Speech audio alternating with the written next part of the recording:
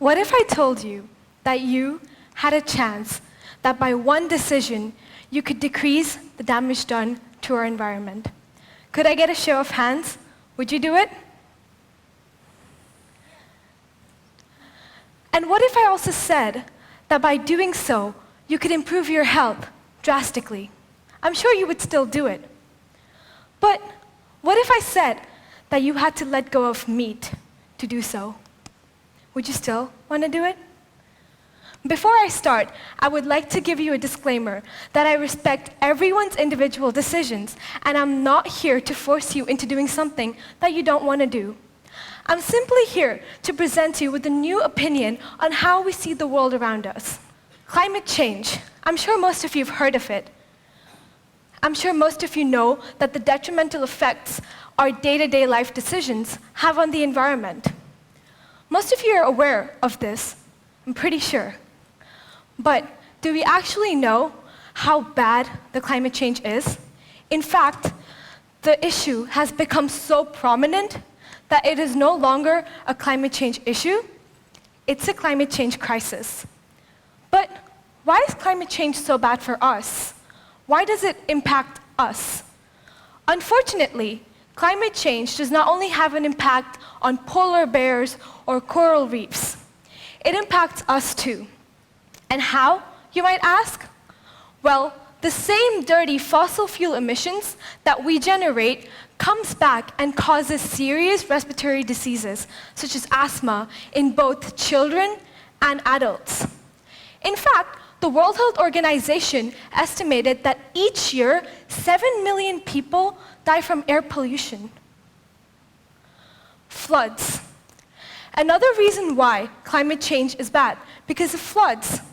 Floods are caused due to the melting of ice glaciers, which leads to an increase in sea levels. From 2005 to 2015, the annual median day of floods in the US more than doubled.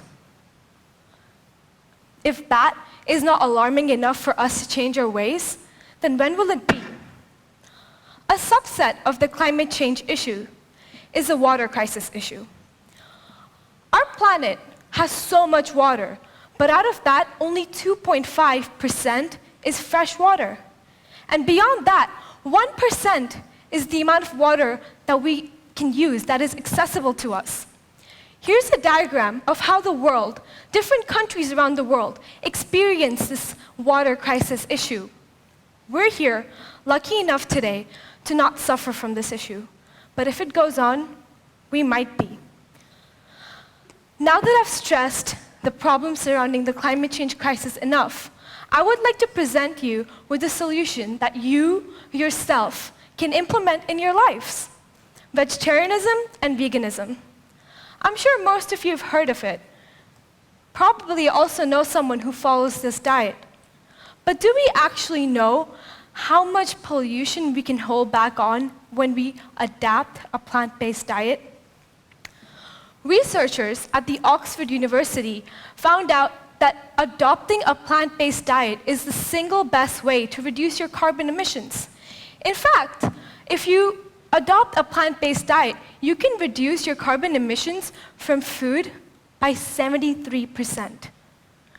Singapore ranks 27th out of 142 countries when it comes to carbon emissions per capita. What this basically means is that per individual person, the carbon emissions are greater than 115 other countries. The impact of animal agriculture goes beyond than just cows releasing methane gas. There's a lot of energy required for animal and meat production to take place.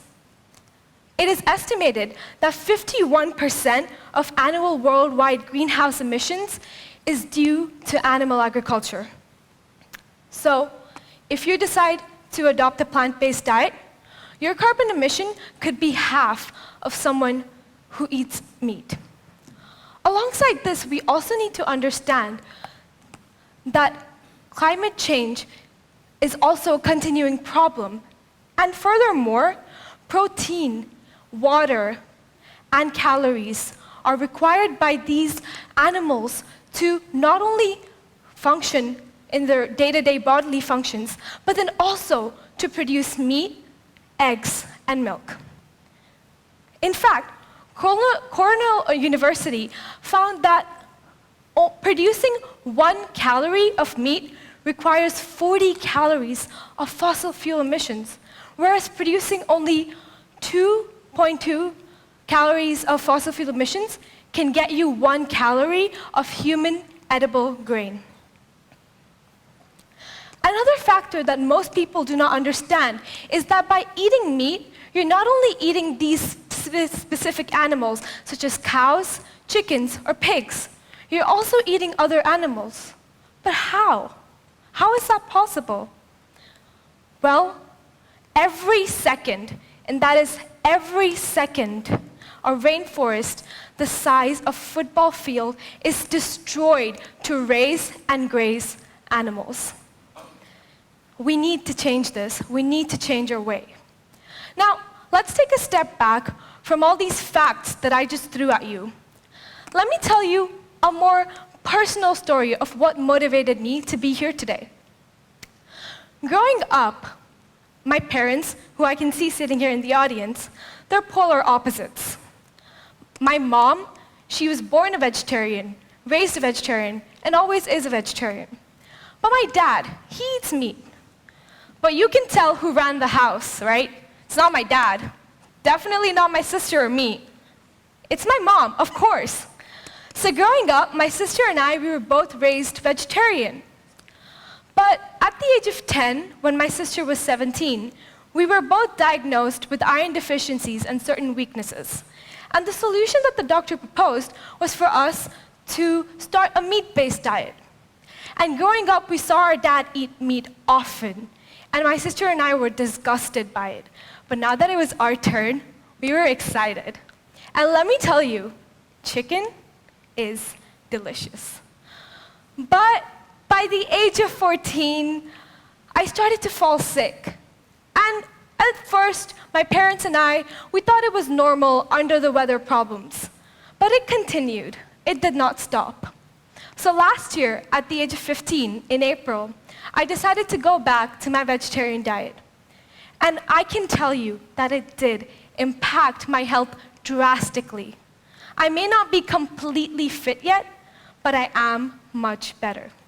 So what I'm trying to say here is that by adopting a plant-based diet, you're not only helping the greater world, it's not only for the environment, but also impacts your personal health.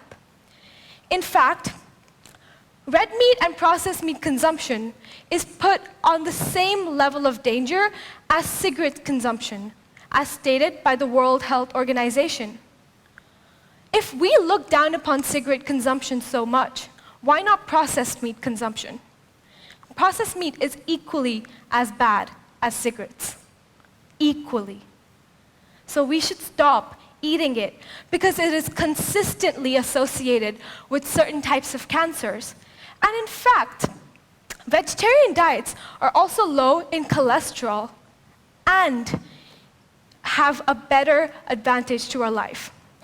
Now, I just want to ask you that when I talk about a vegetarian or a vegan diet, a question that I get asked all the time is, where do you get your protein from?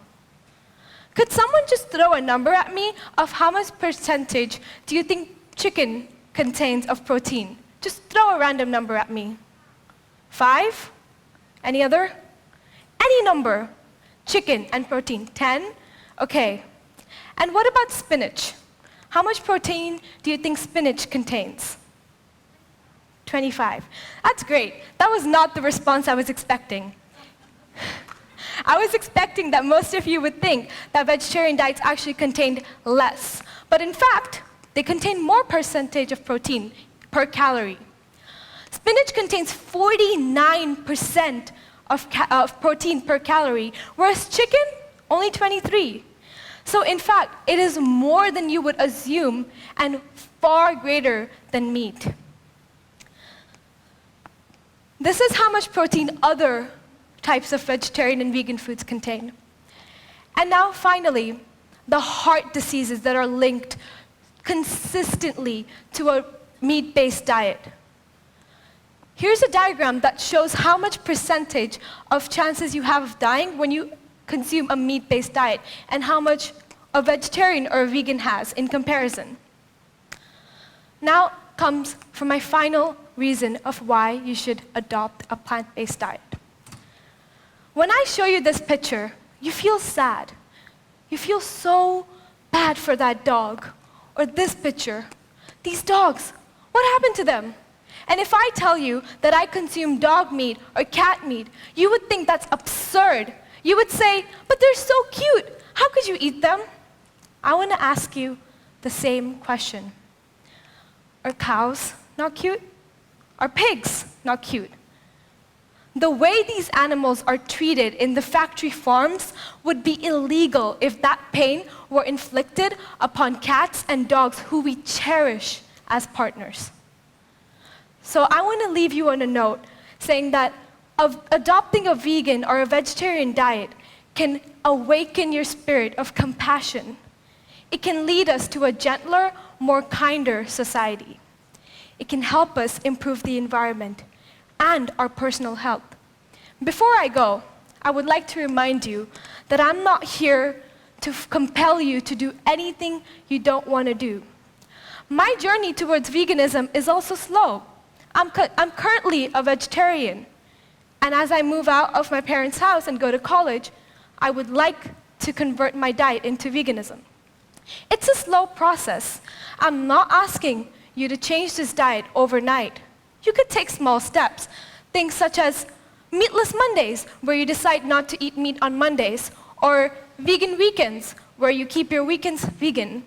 It's a slow process, but with these slow steps, we can expect a better world.